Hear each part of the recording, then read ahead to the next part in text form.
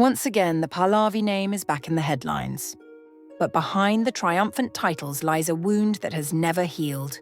25 years ago, the life of Princess Leila Pahlavi, the youngest daughter of the last Shah of Iran, came to an end in a London hotel.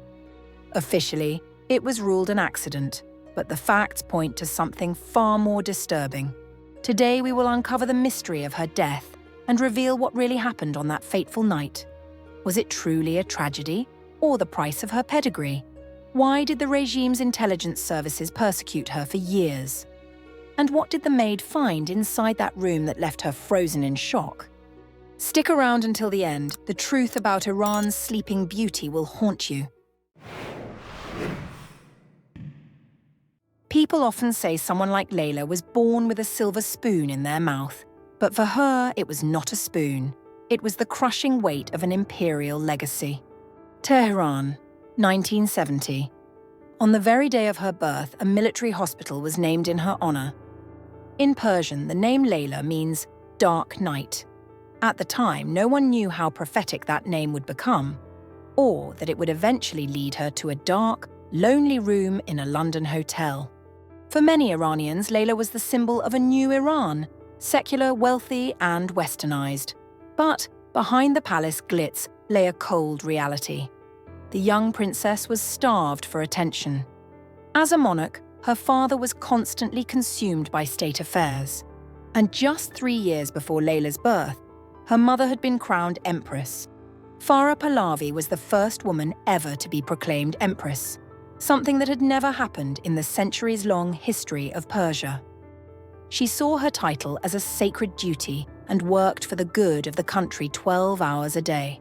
Leila grew up surrounded by servants and security guards. To her, those rare, fleeting moments with her parents were the only real memories of childhood. She believed her home was a fortress, and that her life as a princess would be a forever fairy tale. She was wrong. She had no way of knowing that the gears were already in motion, a chain of events that would end in a London tragedy. When she turned 8, her world was split into before and after. Gunshots echoed through Tehran as the streets filled with a terrifying chant, "Death to the Shah." The Iranian Revolution had arrived, and it was prepared to sweep everything away.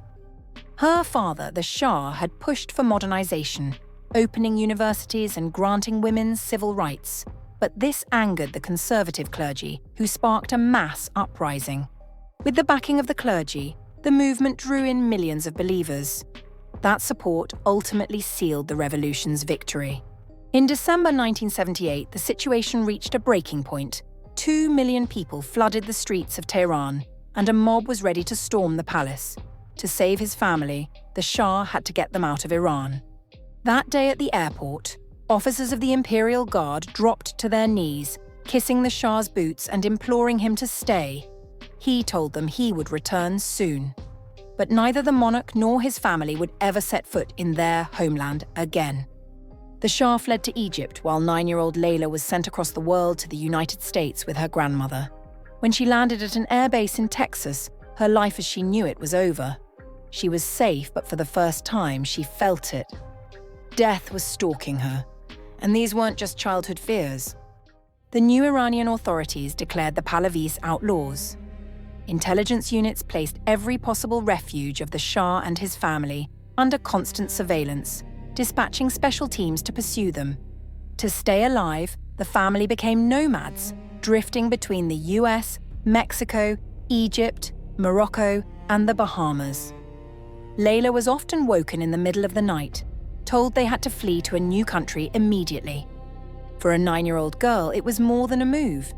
It was a deep, psychological trauma. The constant state of fight or flight shattered her nerves. But what exactly would later play the fatal role in her destiny? By the end of 1980, things seemed to stabilize. At the invitation of Egyptian leader Anwar Sadat, the family reunited in Egypt. For Leila, it was a brief flash of happiness, but it lasted only 4 months. Broken by stress and the loss of his country, the Shah grew gravely ill. He passed away suddenly, just 1.5 years after being overthrown. It was the final blow. Leila hadn't just lost her home, she had lost her hero. Following the Shah's death, his family was invited by US President Ronald Reagan to resettle in America. There, Leila lived a private and largely quiet life. She completed her schooling and later graduated from Brown University. Classmates remember her as kind but deeply reserved and withdrawn. The reason for this isolation was the profound emotional trauma she had endured as a child. As it later became clear, she never fully recovered from what she had gone through. Even in her youth, serious health issues began to surface. She struggled to maintain her weight and often complained of chronic stomach pain. But an even deeper wound was her separation from Iran, where her father's name was constantly vilified and dragged through the mud.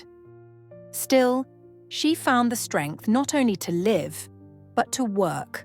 While she was wealthy beyond measure, her father having left the family an inheritance of $100 million, Leila chose to dedicate herself to foundations focused on promoting Iranian culture in the West.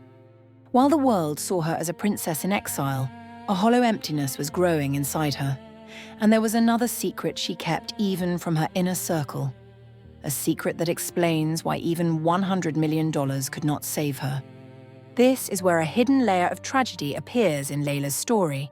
While she struggled to find herself, her mother, Farah Pahlavi, remained the public face of the dynasty. It is often said that the former empress was completely consumed by the idea of restoring her husband's legacy and dreaming of a return. In this system of values, there was no room for messy problems. Her daughter's illness, depression, and exhaustion did not fit the image of a flawless imperial family. Leila felt she had to live up to her status and her mother's expectations, masking her pain with the facade of a perfect life. At one point, she tried to find purpose in the fashion industry. She moved to Paris, where she worked as a model for the House of Valentino. On magazine covers, she looked happy. In reality, she was trapped between two worlds. On one side was the pressure of family duty. She had to smile at receptions while her body was physically crumbling from the constant nervous strain. On the other side was the methodical campaign waged against her by the regime's secret services. Behind the camera flashes lay a growing paranoia, rooted in very real fears. Iranian intelligence never took their eyes off her. For the new regime, the princess remained a dangerous symbol of the old world. In Tehran, her life was systematically portrayed as an icon of Western decadence, and Leila herself admitted to friends that she constantly felt she was being watched. Every unfamiliar face in a crowd, every strange phone call to her hotel room slowly ate away at her already fragile psyche. She began taking medication not only for depression, but simply to be able to sleep without jumping at every sound outside the door. Neither work nor fleeting relationships were able to heal the wounds of her childhood. By the end of the 1990s, her health reached a critical breaking point. Doctors could not pinpoint the cause of her condition, and Leila turned to self-medication, which eventually led to a dependence on prescription drugs. But what exactly claimed the life of the princess? In March 2001, she traveled to London to attend an exhibition of Persian art. Leila stayed at her favorite hotel, the Leonard, where she had been living for 3 months. On the morning of June 10th, a maid entered the room with her passkey and made a tragic discovery. The room was perfectly tidy, but the scene itself was somber. Amid the luxurious interiors of a London hotel, on crisp white sheets, lay the silent body of the princess.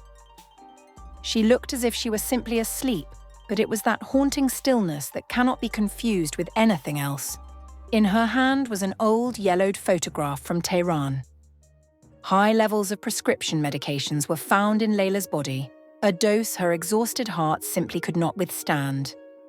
No final farewell was found in the room.